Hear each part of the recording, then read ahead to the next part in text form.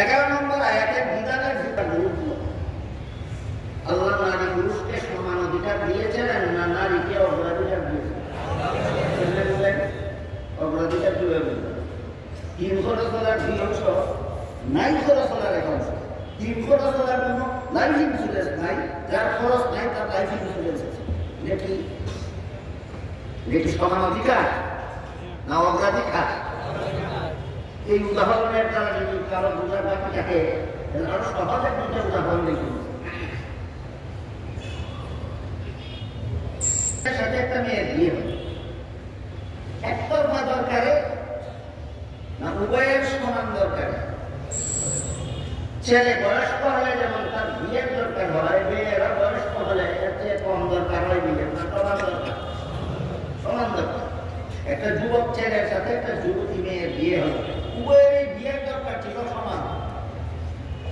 তাহলে বিবাহ বন্ধনে আবদ্ধ হওয়ার বিনিময়ে যদি অর্থের লেনদেন সাধারণ যুক্তিসম্মতভাবে করতে হয়, তাহলে ছেলে যদি মেয়েকে মুহূর্তে 1 লাখ টাকা, মেয়েকেও ছেলেকে যৌতুক দিতে হবে 1 লাখ টাকা, যেহেতু দরকার উভয়ের সমান।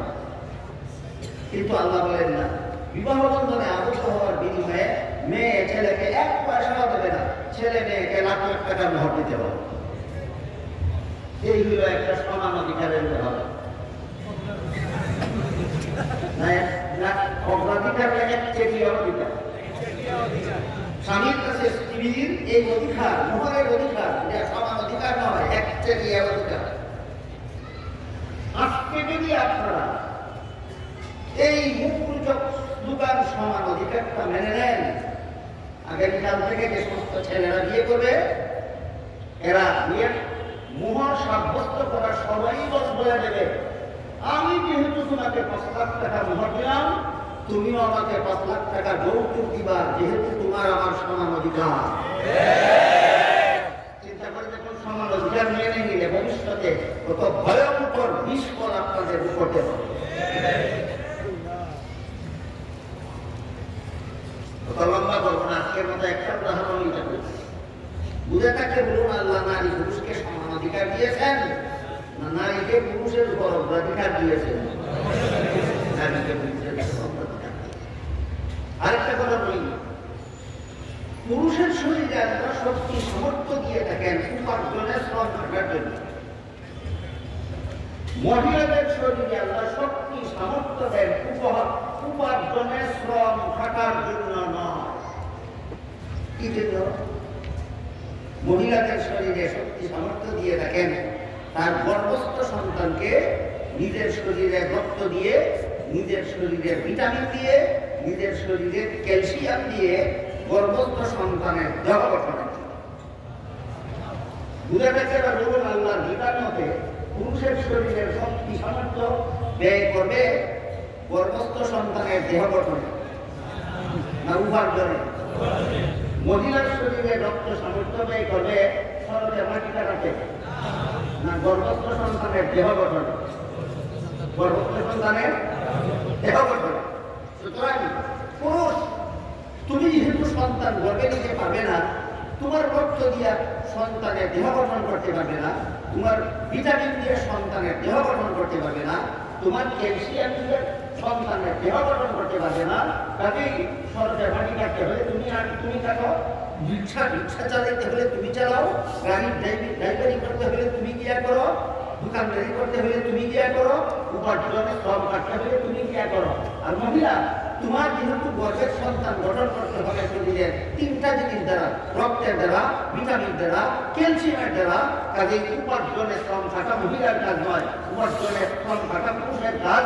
যেমন ভাবে গর্ভের সন্তানের দেহ গঠন করা পুরুষের কাজ নয়, মহিলার কাজ। আল্লাহ কোনো কাণ্ড জ্ঞান নাই, এই জন্য দায়িত্ব বন্টনে বৈষম্য করে। আল্লাহর কোনো কাণ্ড জ্ঞান নাই, আল্লাহর কোনো কাণ্ড জ্ঞান নেই। তাহলে কাণ্ড জ্ঞান যদি আপনারা বিশ্বাস করেন আল্লাহর কাণ্ড জ্ঞান আছে, পুরুষকে কেন গর্ভস্থ সন্তানের দেহ গঠনের দায়িত্ব দিলেন না? এই ক্ষমতাই পুরুষের নেই। তোমার গর্ভের সন্তান নেওয়ার ক্ষমতাই নেই তোমার। কি বলেন? গর্ভস্থ সন্তানের দেহ গঠন নিজের রক্ত দিয়ে, নিজের ভিটামিন দিয়ে, নিজের ক্যালসিয়াম দিয়ে গর্ভস্থ সন্তানের দেহ গঠনের ক্ষমতা আছে? তোমার ক্ষমতা নাই, এটা তুমি পারবা না। এই ক্ষমতা মহিলাকে দিয়েছে, এটা সে পারবে। তাইলে তোমার শরীরের শক্তি যতটা করবা কি তোমার জন্য সব টাকাকে ব্যবহার করবা। মহিলাদের শরীরের শক্তি সমর্থনা করবো কি গর্ভস্থ সন্তানের দেহ গঠনের। এখন যদি কোনো পুরুষ মহিলাদের কাজটাও করতে পারে না, আপনাদের কেউ পারে সন্তান পেটে নিয়ে শরীরে 3 দিনের বিলীন করে সন্তানের দেহ গঠনের কাজ পুরুষ পুরুষে পারে। তুমি পুরুষের মহিলাদের কাজটাও করতে পারো না, নিজের কাজটাও যদি মহিলাকে দিয়া করাতে চাও, চাকরিও যদি মহিলাকে দিয়া করাতে চাও, গাড়িও যদি মহিলাকে দিয়া করাতে চাও, খেতে খামারের কাজ যদি মহিলাকে দিয়া করাতে চাও, সরকার মাটি যদি মহিলার দ্বারা কাটাতে চাও, তাহলে তুমি মহিলার কাজও ভালো না, তোমার কাজও মহিলা দিয়া করাতে চাও। তোমার মতো পুরুষ কি দুনিয়াতে এটা পুরা কাজ করতে হবে।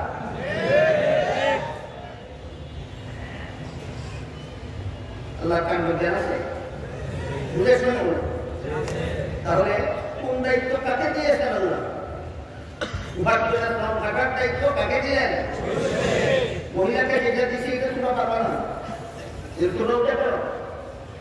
আর মহিলাকে যেহেতু আরেকটা দিছি, এই জন্য তোমাদেরটা মহিলাকে দিয়ে করাবা না, করালে মহিলাদের ঘর জুলুম হবে, অত্যাচার হবে। এগুলি আল্লাহর বিধান। যদি কেউ বিদ্রোহ করে 80,000 ইবাদত দেব, মনে আছে?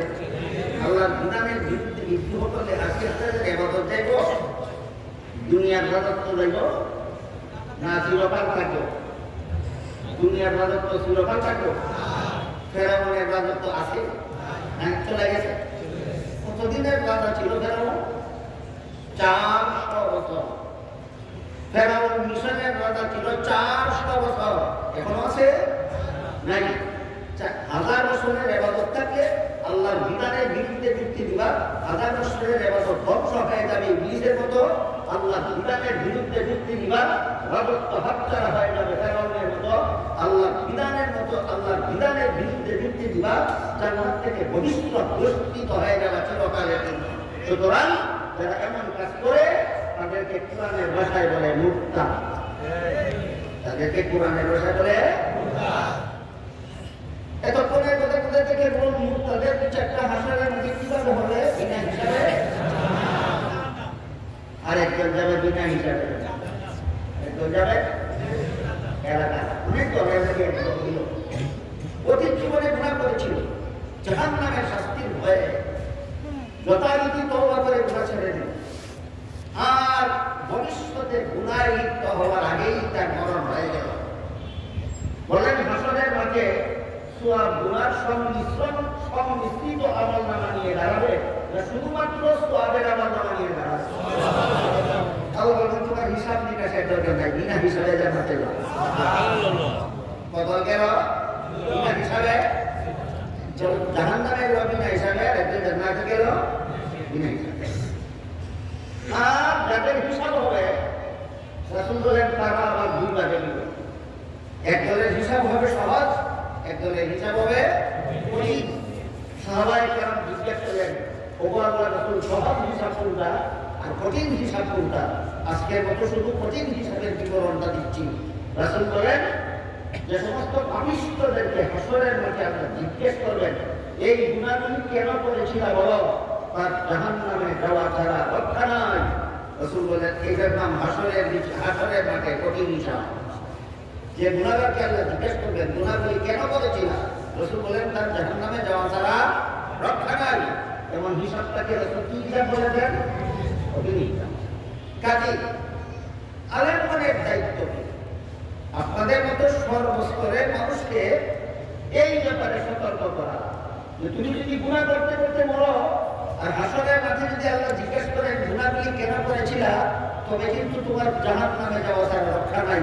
সুতরাং জাহান্নাম থেকে যদি বাঁচতে চাও, গুনাহ থেকে তওবা করে গুনাহমুক্ত জীবনযাপন অবস্থায় মরণবরণ করো যদি জাহান্নামের কঠিন শাস্তি থেকে বাঁচতে চাও।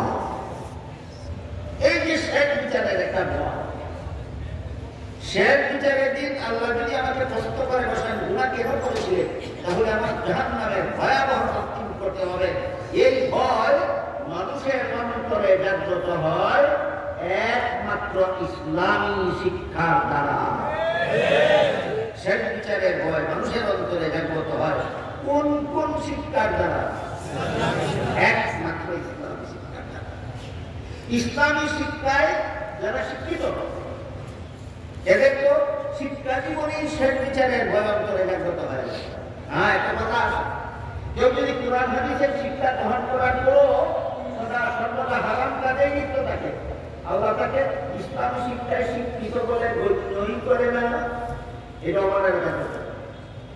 কোরআন হাদিসের শিক্ষায় শিক্ষিত হয়ে জীবনভর সুদের কারবার নিয়েই ব্যস্ত, জীবনভর ঘুষের কারবার নিয়েই ব্যস্ত, জীবনভর মদ পান করেই ব্যস্ত, জীবনভর গাঁজা পুরিতেই ব্যস্ত, জীবনভর দুর্নীতিতেই ব্যস্ত, জীবনভর জালিয়াতিতেই ব্যস্ত।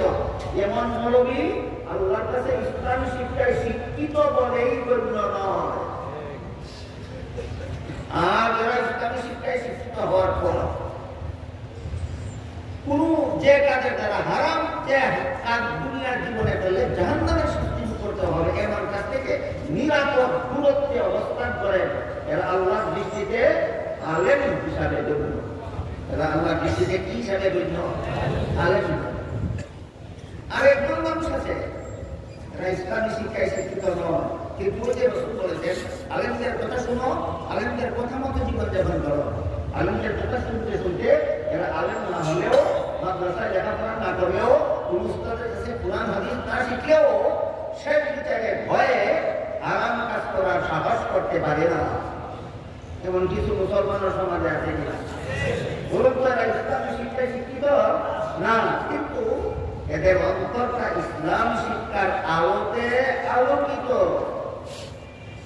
বলুন, এরা ইসলামী শিক্ষায় শিক্ষিত না ইসলামী শিক্ষার আলোতে?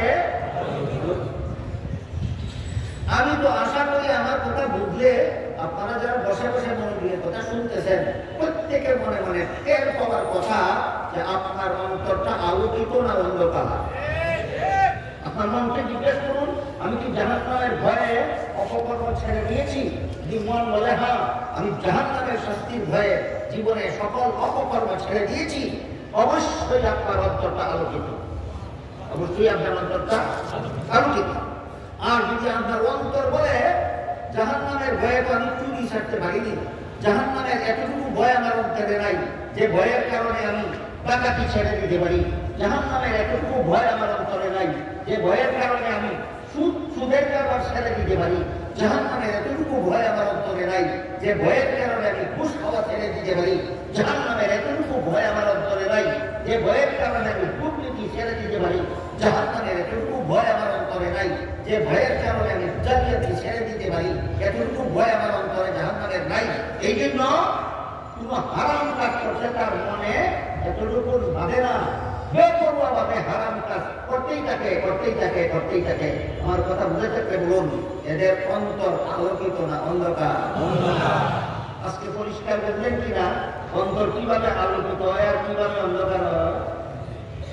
জাহান্নামের শাস্তির ভয়ে যদি অপরাধমূলক কাজ ছেড়ে দিতে পারি, আমার অন্তর আলোকিত হয়ে যায়।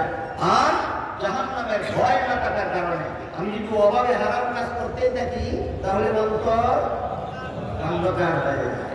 আমাদের সমাজে স্লোগান দেওয়া হয় শিক্ষাই আলো। ভুল, শিক্ষাই আলো নয়, শিক্ষাই আলো নয়।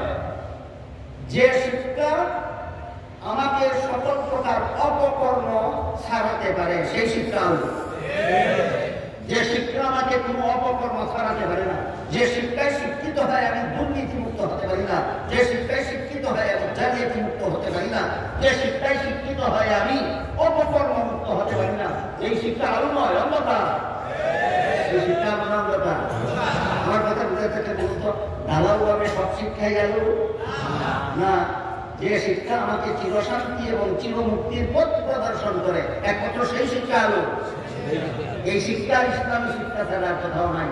একমাত্র ইসলামী শিক্ষা মানুষের অন্তরে শেষ বিচারে ভয় সৃষ্টি করে, যে ভয়ের কারণে সে ব্যক্তি জীবনে দুর্নীতিবান হতে পারে না, পারিবারিক জীবনে দুর্নীতিবান হতে পারে না, সামাজিক জীবনে দুর্নীতিবাদ হতে পারে না, রাষ্ট্রীয় জীবনে দুর্নীতিবাদ হতে পারে না, আন্তর্জাতিক জীবনে দুর্নীতিবাদ হতে পারে না। কিসের ভয়ে? শেষ বিচারের ভয়। আর শেষ বিচারের ভয় মানুষের অন্তরে সৃষ্টি হয় একমাত্র ইসলামী শিক্ষার দ্বারা। তাহলে সাধারণ বলা যায় ইসলামী শিক্ষাই সারমর্ম কি বলা যায়? ইসলামী শিক্ষা। ইসলামী শিক্ষার ছোঁয়াও যদি অন্তরে না লাগে, আলেমদের কথা শুনে যদি জাহান্নামের ভয় অন্তরে না লাগে, তাহলে আপনি যত বড় শিক্ষিত হবেন তত বড় দুর্নীতিবাদ হতে বাধ্য। আলো শিক্ষা না, এটা অন্ধকারের শিক্ষা। এখনো পরিষ্কারভাবে সবাই বুঝতে পারেননি। আমি সবাইকে বোঝাবার জন্য ক্লিয়ারলি বলি শুনুন। আমার জীবনে একটা ঘটনা আছে 40 বছর আগে, আর একটা ঘটনা আছে 7 দিনের আগে। কোনটা ঘটনা? 40 বছর আগে ঘটনা নেই। আগে মনে হয় আনুমানিক 40 বছর আগে আমি ব্রাহ্মণবাড়িয়া এলাকার একটা এইরকম ইসলামী সম্মেলনে মাহফিলে গিয়েছিলাম। মাহফিল শেষে রেলে বাড়ি যাওয়ার জন্য রেল স্টেশনে গেলাম। গিয়ে দেখি গাড়ি ছেড়ে দিচ্ছে, টিকিট নেওয়ার সুযোগ নাই। টিকিট ছাড়াই গাড়িতে চলে। সরকারের পক্ষ থেকে রেলগাড়িতে বেতনভোগী কিছু কর্মচারী থাকে যারা বিনা টিকিটে রেলগাড়িতে চলে, তাদের কাছ থেকে ভাড়া নিয়ে তাদেরকে টিকিট বানিয়ে দেওয়ার জন্য। ওই সময় তাদেরকে টিটি বলা হতো, আজকাল কি বলে আমি জানি না। এখনো টিটি। আমি গিয়ে টিটি সাহেবকে বললাম, টিটি সাহেব গাড়ি ছেড়ে দিয়েছে, আমি টিকিট দিতে পারিনি, আমাকে একটা টিকিট বানিয়ে দেন, আর যা আরো হয় ভাড়া হয় আমার কাছ থেকে নিয়ে নেন। তিনি একটু কঠোর সুরে আমাকে বললেন, টিকিট বানিয়ে দেওয়া যাবে না। আগের সুরে বললেন, টিকিট বানিয়ে দেওয়া যাবে। আমি বললাম, কেন? সরকার আপনাকে বেতন দেয়, আমাকে টিকিট বানিয়ে দেওয়া। সরকারের সম্পত্তি বিক্রি করে দেয় না, এগুলি জনগণের টাকা দিয়ে বেতন দেয়। যত লক্ষ সরকারি কর্মচারী মাসে মাসে যত কোটি কোটি টাকা বেতন গ্রহণ করে, এই সবগুলি সরকারের বাবার সম্পত্তি বিক্রিত টাকা, না জনগণের মাথার দাম পায়ে ফেলে উপার্জিত টাকা। জনগণের টাকা দিয়ে সরকার বেতন দেয়। আমাকে টিকিট বানিয়ে দেওয়া যাবে না দেওয়ার জন্য নয়, আমাকে টিকিট বানিয়ে দেওয়ার জন্য। কেন টিকিট বানিয়ে দিতে পারবেন না? তখন তিনি বললেন, টিকিট বানিয়ে দিলে শুধু ভাড়া দিলে হবে না, বিনা টিকিটে রেল চলার জরিমানা দিতে হবে। আমি বললাম, ঠিক আছে, ভাড়াও দেবো, জরিমানাও দেবো, টিকিট বানিয়ে দেবো। তখন তিনি আর চড়া সুরে নয়, এখন নম্র সুরে বললেন, হুজুর আপনার জরিমানা তো লাগবেই না, ভাড়াও সবটুকু লাগবে না, শুধু টিকিট ছাড়া যা ইচ্ছা আমাকে দিয়ে দেন। শুধু কাহিনী বুঝাতে বলুন, টিকিট ছাড়া যদি তাকে 10 টাকাও দিতে, সরকারের তবিলে যাবে। আসলে সরকারের না তবিল, তবিলটা জনগণের। সরকার শুধু রক্ষণাবেক্ষণ করে, এটাও মনে রাখতে হবে আপনাদের। রাষ্ট্রীয় যে তহবিল আছে, যত তহবিল আছে, একটাও সরকারের না, সবগুলি জনগণের তহবিল। আপনাদের আমাদের পকেট থেকে যায়। সরকার কি শুধু রক্ষণাবেক্ষণ করে এবং সুষ্ঠু বন্টনের দায়িত্ব। আমি যদি তাকে 10 টাকাও দেই, সেটা আপনাদের তহবিলে যাবে না, তার পকেটে থেকে যাবে। তাহলে আমাকে যে প্রস্তাবটা তিনি দিলেন, এটা নীতি না দুর্নীতি? এই দুর্নীতিবাদ লোকটারে সরকারে চাকরি দিয়েছিল অশিক্ষিত হওয়ার কারণে। শিক্ষিত লোকটা দুর্নীতিবাদ হলো কেন? এমন শিক্ষাই গ্রহণ করেছে যে শিক্ষা অন্তরে শেষ বিচারের ভয় লাগায় না। শেষ বিচারের ভয় অন্তরে লাগে একমাত্র ইসলামী শিক্ষার দ্বারা। এই জন্য বলেছি, শেষ বিচারের ভয় যাদের অন্তরে থাকে না, এরা যত বড় শিক্ষিত হবে তত বড় দুর্নীতিবাদ হতে বাধ্য।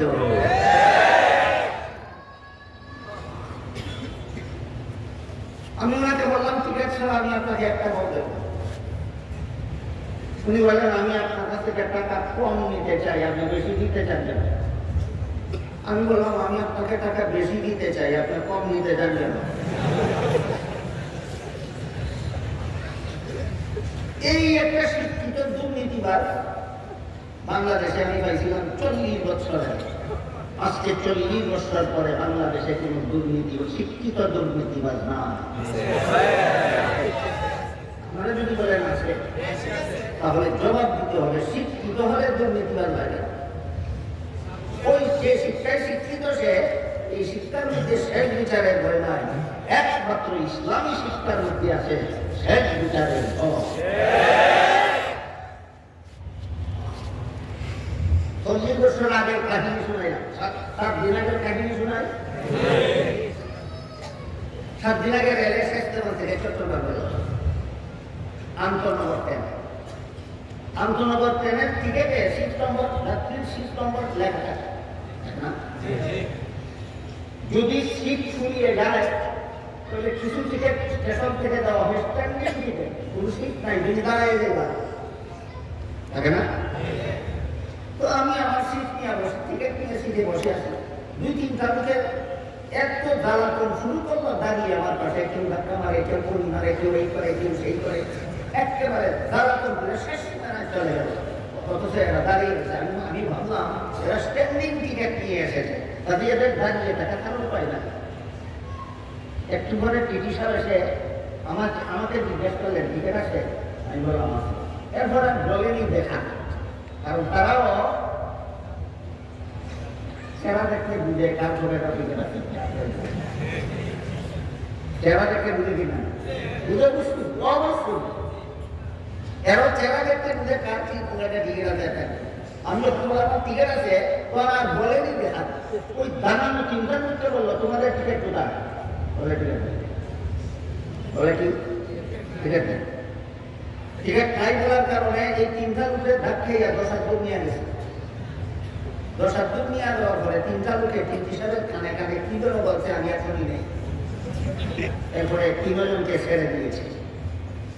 আমি বুঝে নিলাম কানে কানে কি বললো, যে টিকিট ছাড়া লোক 2কে ছেড়ে দিল, একমাত্র ইসমি আজম ছাড়া আর কিছু না। টিটি সাহেবের কানে কানে এই 3টা দুর্নীতিবাজ কি করছে? ইসমি আজম শুনে এই টিকিট বিহীন লোকদের ছেড়ে দিল। কত সুন্দর নীতি, দুর্নীতি প্রমাণ হলো এখনো বাংলাদেশে শিক্ষিত দুর্নীতিবাদ আছে। সরকারের তবিল মেরা খায় না জনগণের তবিল মেরা খায়? আমি শুনেছি রেল কোম্পানিটা সরকারি কোম্পানি, মানে জনগণের কোম্পানি। বলুন রেল কোম্পানির তবিল সরকারের বাবার সম্পত্তির মধ্যে সংযোজন করার কাজে খরচ করার দায়িত্ব না জনগণের কাজে? রেল কোম্পানির তবিলটার মালিক সরকার না মালিক জনগণ? সরকারি শিক্ষিত কর্মচারীগণ আপনাদের তবিল মেরে খায় কিনা?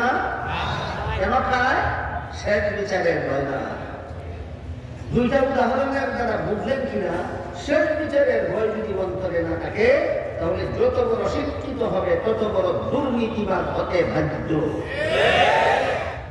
এবার আসুন, শেষ বিচারের ভয় যদি অন্তরে থাকে, আলেম না হইলেও অন্তরটা তার আলোকিত। আমি বলেছি আলেম নয়, কিন্তু অন্তরটা আলোকিত।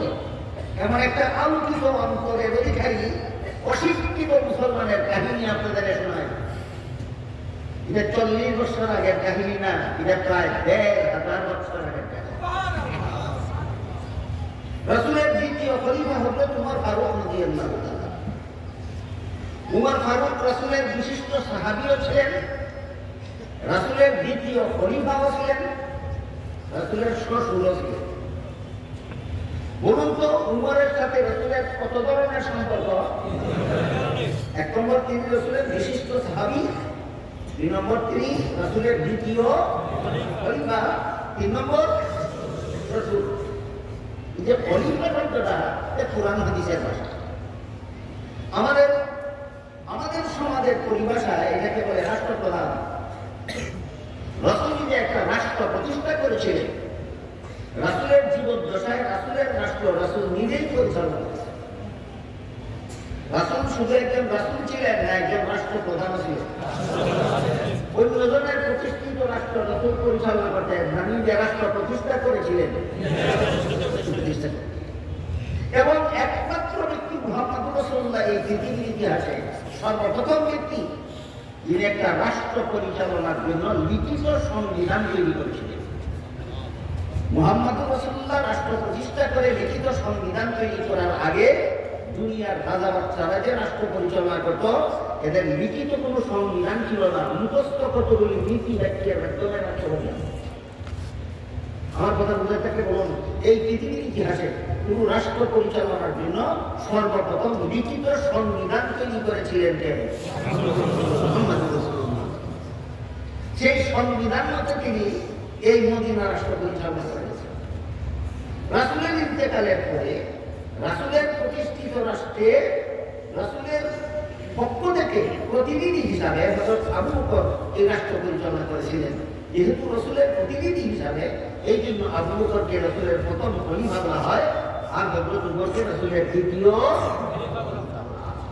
সারমর্ম হল রাসূলের প্রতিষ্ঠিত রাষ্ট্রের রাষ্ট্রপ্রধান। রাসূলের ইন্তেকালের পরে রাসূলের প্রতিষ্ঠিত রাষ্ট্রের রাষ্ট্রপ্রধান, প্রথম রাষ্ট্রপ্রধান হযরত আবু বকর ছিলেন, দ্বিতীয় রাষ্ট্রপ্রধান হযরত উমর ফারুক ছিলেন। উমর ফারুক যে রাষ্ট্রের রাষ্ট্রপ্রধান ছিলেন, এই রাষ্ট্রটা বাংলাদেশের সমান একটা রাষ্ট্র ছিল না, পাকিস্তানের সমান একটা রাষ্ট্র ছিল না, ভারতের সমান একটা রাষ্ট্র ছিল না। এই রাষ্ট্রটা ছিল প্রায় অর্ধেকটা পৃথিবীর সমান। এবার বলুন, হযরত উমর যে রাষ্ট্রের রাষ্ট্রপ্রধান ছিলেন, রাষ্ট্রটা কত বড় ছিল? অর্ধেকটা পৃথিবীর সমান। এত বড় বিশাল সাম্রাজ্যের রাষ্ট্রপ্রধান কত জাঁকজমকপূর্ণ জীবনযাপন করত, এবার সেই কাহিনী শুনুন। অর্ধেকটা পৃথিবীর সমান রাষ্ট্র যে লোকটা শাসন করতো, এই লোকটার জীবনযাপন কত জাঁকজমকপূর্ণ ছিল, এবার সেই কাহিনী শুনুন। একবার খলিফা ওমর দেশের জনগণকে মাথা পিছু একটি করে সরকারি চাদর বিনামূল্যে বিতরণ করলেন। আমাদের ভাষায় যেটাকে রিলিফ বলে, খলিফা ওমর রিলিফ হিসাবে জনগণকে মাথা পিছু একটি করে সরকারি চাদর দান করলেন। শুক্রবারে জুমার নামাজের খুতবা প্রদানের জন্য খলিফা ওমর যখন মিম্বরে দাঁড়ালেন, দেখা গেল খলিফা ওমরের গায়ে সরকারি চাদর দুইটা, একটা নিম্নাঙ্গে পড়েছেন, একটা উঠাঙ্গে পড়েছেন। জনগণকে দিচ্ছেন সরকারি চাদর একটা, নিজে গ্রহণ করেছেন সরকারি চাদর। দারুণ মাত্রই একজন সাধারণ মুসল্লি বলে, খলিফা ওমর, সরকারের মাল আপনার নয়, আপনার বাবার নয়, আমাদের জনগণের, আমাদেরকে একটি করে দিয়েছেন, আপনি দুইটা গ্রহণ করলেন, পুরো দুইটা জবাব সন্তোষজনক জবাব দিতে পারলে আপনার খুতবা শুনবো, আপনার পিছনে নামাজ পড়বো। সন্তোষজনক জবাব দিতে না পারলে আপনার খুতবাও শুনবো না, আপনার পিছনে নামাজ পড়বো। খলিফা ওমর বললেন, তোমার প্রশ্নের জন্য তোমাকে ধন্যবাদ, তোমার প্রশ্নের জন্য তোমাকে ধন্যবাদ। আর একটা চাদর কার সম্পত্তি দ্বারা খরিদ করা যায়? বর্তমান দুনিয়ার কোন রাষ্ট্রপ্রধানকে যদি একজন সাধারণ নাগরিককে জিজ্ঞাসা করে, গায়ের পোশাকটি কার টাকা দিয়ে বানাইছ, বেতন কত পাও? কোটি টাকার গাড়ি কার টাকা দিয়ে কিনছ, বেতন কত পাও? আকাশ ছোঁয়া বাড়ি কার টাকা দিয়ে বানাইছ, বেতন কত পাও? ধন্যবাদ দিব,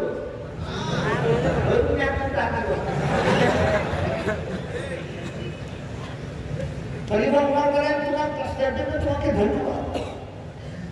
কারণ যে দেশের জনগণ রাষ্ট্রপ্রধানকে এমন কষ্ট করার অধিকার রাখে, এই দেশের জনগণ না খাইয়া সরকার দেখি খাইয়া এই বৈষম্য হবে না।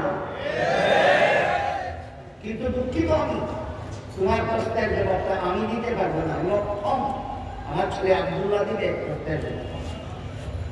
উমরের ছেলে আব্দুল্লাহর কাছে যখন জবাবের দায়িত্ব গেল, ছেলে আব্দুল্লাহ বলেন, আমার বাবা যেভাবে তোমাদেরকে মাথা পিছু একটি করে সরকারি চাদর প্রদান করেছেন, আমার বাবা একটি চাদরই গ্রহণ করেছেন। আসল ঘটনা হলো, আমার বাবা একটা মিলিভের চাদর ছাড়া আর কোনো কাপড় নেই। কত বড় রাষ্ট্রপ্রধান, একটা মিলিভের চাদর ছাড়া আর কোনো কাপড় নেই। নিম্নাঙ্গে পড়লে উদ্যাঙ্গ খোলা থাকে, উদ্যাঙ্গে পড়লে নিম্নাঙ্গ খোলা থাকে। এমন অবস্থায় তোমাদের ইমামতি করতে পারেন না, এই জন্য আমার মাদের চাদরটা বাবাকে দান করেছি, তোমাদের ইমামতি করার। এই কাহিনীর দ্বারা কি বুঝলেন? এই অর্ধেকটা পৃথিবীর শাসনকর্তা কত বড় জাগ্রত কর্ম ছিল, অস্বাভাবিক চাঁদা ছিল। শুধু সাদা সিধা বললে হবে? অস্বাভাবিক সাদা সিধা। এই অস্বাভাবিক সাদা সিধা লোকটা একদিন মনোমুদির রাস্তা দিয়ে যায়, সাথে খাওয়ার মতো কিছু নাই, রুটিও নাই, দাঁড়িয়ে নাই। যে লোকটার একটা রিলিভের সাথে ছাড়া কোনো কাপড় থাকে না, এই লোকটা সফরের সময় খাওয়ার কিছু না, তার কি অস্বাভাবিক? স্বাভাবিক ব্যাপার। ওনার সাথে খাওয়ার মতো কিছু নাই, রুটিও নাই, ভাটিও নাই, মরুভূমির রাস্তা, বাড়ি ঘর নাই, দোকান ঘাটো নাই, খানা পানি জোগাড় করার কোনো সুযোগ ব্যবস্থা নেই। অথচ খলিফার পেটে বড় খিদা। এমন অবস্থায় খলিফা দেখলেন একটা রাখাল ছেলে মরুভূমিতে ছাগলের রাখালি করে। ওই রাখাল ছেলে তার পানের একটা দুধের ছাগল দোকান করে দুধ পান করেছে। খলিফা অগ্রসর হয়ে ওই রাখাল ছেলের কাছে গিয়ে বলেন, ভাই তোমাকে দেখলাম একটা দুধের ছাগলের দুধ গ্রহণ করে পান করেছ, দয়া করে আরেকটা ছাগলের দুধ গ্রহণ করে আমাকে একটু পান করতে দাও, আমার পেটে বড় খিদা। রাখাল ছেলে খলিফা উমরের নাম জানলেও জীবনে দেখেই শুনবে। এ কথাটা বোঝাবার জন্য একটা উদাহরণ দিচ্ছি। বলুন তো, বর্তমান বাংলাদেশের প্রেসিডেন্টের নাম কি? হ্যাঁ, মহামান্য শাহাবুদ্দিন সাহেব বর্তমান বাংলাদেশের প্রেসিডেন্ট। আপনারা কে কে তার দল করেন আর কে কে করেন না, কে কে বুঝতেন, কে কে দেন না, আমি বলি না, আমি বলি বলতেছি যে আপনাদের দাদার ব্যাপার। কিন্তু যতদিন তিনি প্রেসিডেন্টের আসলে বসা থাকবেন, ততদিন রাজনৈতিক দৃষ্টিতে বাংলাদেশে তিনি সর্বোচ্চ মর্যাদার অধিকারী। এই জন্য বলছি, মহামান্য প্রেসিডেন্ট শাহাবুদ্দিন সাহেবের নাম যারা যারা শুনেছেন সবাই কি দেখেন? এই রাখাল ছেলে খলিফা উমরের নাম শুনেছে, দেখেনি। এই জন্য রাখাল ছেলে খলিফা উমরকে চিনতে না পেরে খলিফা উমরের প্রস্তাবের জবাবে বলে, রাখাল ভাই। কি কয়? রাখাল ভাই কয় কেন? হে রসুলের খলিফা বলে না কেন? চিনে না, বুঝলেন না? হে রসুলের খলিফা বললো না কেন? উমরকে চিনে না। এই জন্য বলে, হে মুসাফির ভাই, এই ছাগলের পালের মালিক আমি, মালিকের বেতন মুখী চাকর। মাস শেষে মালিকের যে নগদ টাকা দেয় সেটাও আমার বেতন। রাখালি করার সময় থেকে খিদা লাগলে যে একটা ছাগলের দুধ গ্রহণ করে পান করি, সেটাও আমার বেতন। কিন্তু তুমি যেহেতু আমার মালিকের বেতন মুখী চাকর না, তবে মালিকের অনুমতি ছাড়া আমি তোমাকে এক ফুটা দুধ দিতে পারবো না। খলিফা উমরের পেটের খিদা গেল, ক্ষুধার পেট বসনে যাক। কিন্তু খিদা না গেলেও খলিফা উমর মনে মনে ভাবলেন, আমার পেটের খিদা গেলে না গেলে নাই, আমার দেশের একটা রাখাল ছিল, মালিকের অনুমতি ছাড়া মালিকের মাল কাউকে দেয় না, এত বড় আমানতদার, এটি আমার টাকা তুষ্ট। কিন্তু সর্বদিকে এমন কিছু বাক্যটু, কি কয় বাংলায়? বাক্যটু। আমাদের সিলেটের আঞ্চলিক ভাষায় মুখ ছাড়া দেখ, মুখ ছাড়া বুঝেন না, বুঝে বাক্যটুই বুঝে। সর্বদিকেই এমন কিছু বাক্যটু মানুষ থাকে যারা এমন চমৎকার নীতি বাক্য বলে বক্তব্যে, যেমন বুঝায় নবী বলে কথা বলে, আর বাস্তব জীবনে এমন কেমন ভিন্ন কাজ করে, যেমন বুঝায় ফেরাউনের মতো চলে। কথা কয় নবীর মতো আর কাজ করে ফেরাউনের মতো। এই পলিসিটা কেন? জনগণকে বুঝাতে পারে। এদের বাপ্পা এই চমৎকার বক্তব্য শুনে জনগণ যেন বুঝতে না পারে একটা বাপ্পা। ভাবলেন এই রাখাল ছেলেও আমার সাথে বাক্য বোকামি করলো কিনা, আমার সাথে বাক্যামি করলো কিনা, এটা চিন্তা করতে হবে। তাই খলিফা উমর এই রাখাল ছেলেকে পরীক্ষা করার জন্য এবং বাস্তবতার জন্য পরীক্ষা করার জন্য বলেন, ঠিক আছে ভাই, তুমি যদি বিনামূল্যে আমার একটা ছাগলের দুধ না দাও, তাহলে একটা দুধের ছাগল আমার কাছে উচিত মূল্যে বিক্রি করে দেয়। এতে তোমার একটা উপকার হবে, আমার একটা উপকার হবে। আমার উপকার এই হবে, আমি এক কোটি ছাগলটা কিনে তার দুধ গ্রহণ করে পান করবো, আমার পেটের খিদা যাবে। আর তোমার উপকার হবে, মালিকের বেতন যা দেয় তুমি নেই, একটা ছাগলের মূল্য আত্মসাৎ করে তুমি আরো কিছু অতিরিক্ত পয়সা মুনাফা অর্জন করতে পারো, এটা তোমার উপকার। এই কথা বলার পরে রাখাল ছেলে মুসাফির লোকটাকে বলে, সে খলিফা উমর চিনে না মুসাফির লোকটা। রাখাল ছেলে মুসাফির লোকটাকে বলে, মুসাফির ভাই, তোমার কথা মতো একটা ছাগল তোমার কাছে বিক্রি করে পয়সাটা যদি আমি আত্মসাৎ করে দিই, মালিকে বললে তো দেখবে ছাগল একটা কম, আমি যেহেতু রাখাল আমাকেই জিজ্ঞেস করবে ছাগল একটা কম কেন, কি করতে?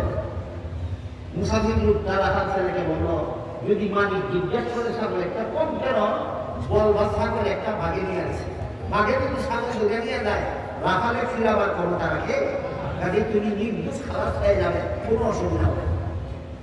এইবার রাখাল ছেলে মুসাফির লোকটার উপর খেপার মতো খেপল, শোন, আমি আমার মালিকের বিশ্বস্ত টাকা, আমি যদি পুলিশ ছাগল একটা ভাগে ধরে নিয়ে গেছে, মালিক 100% আমার কথা বিশ্বাস করবে। কিন্তু তুই বল, শেষ বিচারের দিন আল্লাহ যখন জিজ্ঞাসা করবেন ছাগলটা কি করছি, তখন কি যাবো?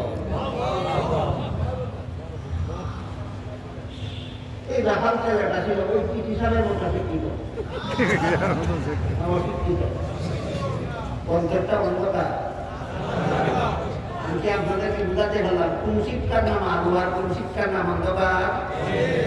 যে শিক্ষার দ্বারা শেষ বিচারে ভয় অন্তরে জাগ্রত হয়, যে কারণে ব্যক্তি জীবনে দুর্নীতি করতে করার সাহস থাকে না, পারিবারিক জীবনে দুর্নীতি করার সাহস থাকে না, সামাজিক জীবনে দুর্নীতি করার সাহস থাকে না, রাষ্ট্রীয় জীবনে দুর্নীতি করার সাহস থাকে না, আন্তর্জাতিক জীবনে দুর্নীতি করার সাহস থাকে না।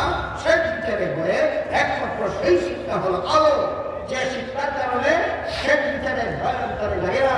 ব্যক্তি জীবনে দুর্নীতিবান হয়, শিক্ষিত হওয়া সত্ত্বেও পারিবারিক জীবনে দুর্নীতিবান হয়, শিক্ষিত হওয়া সত্ত্বেও সামাজিক জীবনে দুর্নীতিবান হয়, শিক্ষিত হওয়া সত্ত্বেও রাষ্ট্রীয় জীবনে দুর্নীতিবান হয়, শিক্ষিত হওয়া সত্ত্বেও আন্তর্জাতিক জীবনে দুর্নীতিবান হয়। এই এমন শিক্ষা আলো না অন্ধকার? যারা অন্ধকার শিক্ষা চান না আলোর শিক্ষা চান? আলোর শিক্ষা একমাত্র ইসলামী শিক্ষা, আলোর শিক্ষা একমাত্র। আল্লাহ আপনাদের আমাদের সবাইকে সবার অন্তরে ইসলামী শিক্ষার আলো গ্রহণ করার সৌভাগ্য দান করুন। সবাই আমিন। সুবহান রাব্বিকা রাব্বিল ইজ্জাতি আম্মা ইয়াসিফুন ওয়া সালামুন আলাল মুরসালিন আলহামদুলিল্লাহ রাব্বিল আলামিন। দোয়া করে সবাই কথা বলুন। আস্তাগফিরুল্লাহ। হযরত দোয়া করবেন। দোয়ার আগে একটা দুঃসংবাদ, আমাদের এক মুরব্বী হাফেজ জুজুর রহমতুল্লাহ খলিফা বুয়েটের নাম করা প্রফেসর ছিলেন, প্রফেসর হামিদুর রহমান সাহেব, আজকে সন্ধ্যায়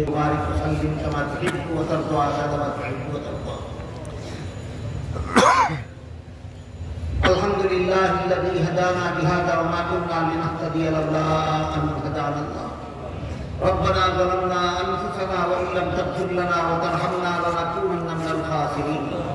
ربنا آتنا في الدنيا حسنة وفي الآخرة حسنة وقنا عذاب النار. يا الله المبارك সম্মেলনকে কবুল আর মঞ্জুর করুন। এই ওসিলায় আমাদের জিন্দেগানকে হেদায়েত করুন। সমস্ত মুমিন মুসলমান জিন্দেগানকে হেদায়েত দান করুন। ইয়া আল্লাহ আমার কাছে যারা যত রকমের দোয়া দরখাস্ত করেছেন প্রত্যেককে এক দোয়াকে কবুল করুন। ইয়া আল্লাহ যারা যত আশা ভরসা নিয়ে হাত লাগান প্রত্যেকের নেক বাসনাকে কবুল আর মঞ্জুর করুন। ইয়া আল্লাহ এই সম্মেলনে কোরআন হাদিস থেকে আজকে যে আলোচনা হলো, আগামীকাল যে আলোচনা হবে ইনশাআল্লাহ সবগুলি আমাদের বুঝার এবং এর আলোকে আমাদের জীবনকে আলোকিত করার তৌফিক দান করুন। ইয়া আল্লাহ যে মাদ্রাসার উদ্যোগে সম্মেলন হচ্ছে জামিউল উলুম মাদ্রাসা, ইয়া আল্লাহ এই মাদ্রাসাকে কবুল আর মঞ্জুর করুন। ইয়া আল্লাহ মাদ্রাসার সমস্ত জরুরিয়াত পুরা করে দিন, মাদ্রাসাকে মঞ্জিলে মাকসুদ পর্যন্ত পৌঁছে দিন। মাদ্রাসার খেদমতে যারা যতভাবে জড়িত তাদের সকলের খেদমতকে কবুল মঞ্জুর করুন। ইয়া আল্লাহ মাদ্রাসা সমস্ত ছাত্রদেরকে ভবিষ্যতে ওয়ারাসাতুল আম্বিয়া বানিয়ে দিন। ইয়া আল্লাহ সারা দুনিয়ার সমস্ত মজলুম মুসলমানদের গাইবে সাহায্য করুন, বিশেষত ফিলিস্তিনি মজলুম মুসলমানদের গাইবে সাহায্য করুন। ইয়া আল্লাহ মুসলিম বিশ্বের শাসনকর্তাদের মাথায় সুবুদ্ধি জাগিয়ে দিন যে তাদের উপর ফরজ হয়ে গেছে মজলুম মুসলমানের পাশে দাঁড়িয়ে সন্ত্রাসী জালেমদের মোকাবেলা করা। ইয়া আল্লাহ এই সুবুদ্ধি সমস্ত মুসলিম সরকারদের মাথায় জাগিয়ে দিন। ইয়া আল্লাহ সন্ত্রাসী বেঈমান কাফির জালিম অত্যাচারীদেরকে হেদায়েত করুন। ইয়া আল্লাহ যাদের কপালে হেদায়েত নাই তাদেরকে আপনার কুদরতি হাতে দমন করে মধ্যম অসহায় মুসলমান নারী পুরুষ বৃদ্ধ রোগী এদেরকে আপনি হেফাজত করুন। ইয়া আল্লাহ আমাদের দেশ বাংলাদেশকে হেফাজত করুন। ইয়া আল্লাহ বাংলাদেশের স্বাধীনতা হেফাজত করুন। ইয়া আল্লাহ বাংলাদেশের সার্বভৌমত্ব হেফাজত করুন।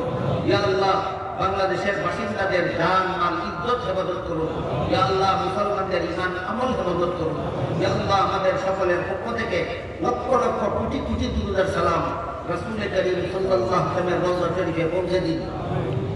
ربنا تقبل منا انك انت السميع العليم وتب علينا انك انت التواب الرحيم وسبحان ربك رب العزه عما يصفون وسلام على المرسلين والحمد لله رب العالمين آمين برحمتك يا ارحم الراحمين। ভাইয়েরা হাজার হাজার মানুষ আপনারা মুসাফার চেষ্টা করলে এবার বিস্তৃত সওয়াব হবে না, নিয়তের কারণেই মুসাফার সওয়াব পাইবেন। মেহেরবানি কেউ করে কেউ মুসাফার চেষ্টা করবেন। আরেকটা এলান, ছাত্র আমাদের এখানকার ছাত্র ভাইয়েরা যারা ছাত্ররা আসছো তোমাদের উদ্দেশ্যে বলছি, আমাদের কিছু লিখিত এলমি কিতাব গেটে পাওয়া যাচ্ছে। আরেকটা নতুন কিতাব আজকে চেপে আসছে নুসুসুল আহনাফ মিলে 350 টাকা দাম, এটাও তোমরা ওখানে পাবে।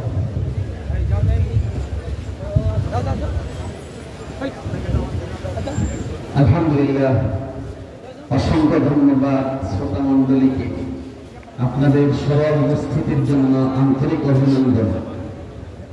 আর অনেকে বলে যে গাজী মাদ্রাসা কিছুই চায় না, হ্যাঁ এত বিশাল খরচ কিছুই বলে না। একটা কথা বলি আপনাদেরকে, আমাদের মাদ্রাসার পিছনে দ্বিতীয় একটা নতুন বিল্ডিং হচ্ছে, না নতুন বিল্ডিং আছে, সেটার ৫ম তলার কার্যক্রম ছাদের কাজ শুরু হয়ে গেছে আলহামদুলিল্লাহ। প্রায় কত কোটি টাকা লাগতো আমাদের? ১-১.৫ কোটি টাকা, না জানি ২ কোটি টাকা লাগবে, হ্যাঁ ৩ কোটি টাকা না ২ কোটি টাকা। আচ্ছা যাই হোক, কয়েক কোটি টাকা বিশাল ছাদ আলহামদুলিল্লাহ কার্যক্রম শুরু হয়েছে। এলাকাবাসী, সম্মানিত মা বোন, তারপর এলাকার মহিমান যারা আসছেন আমাদের মাদ্রাসার ছাদের কাজে আপনারা